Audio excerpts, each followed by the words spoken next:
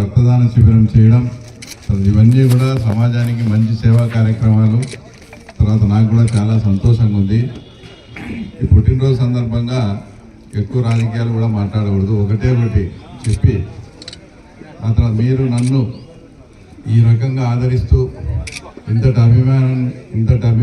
అభిమానాన్ని చూపించే వాళ్ళందరికీ కూడా నిజంగా ఈ బీటెక్ రవి పుట్టినరోజు నిజమైన పుట్టినరోజుగా జరపాలంటే మీరు ఖచ్చితంగా మున్సిపాలిటీ కానీ వేంపల్లి పంచాయతీలు ఇవన్నీ కొట్టిన తర్వాతనే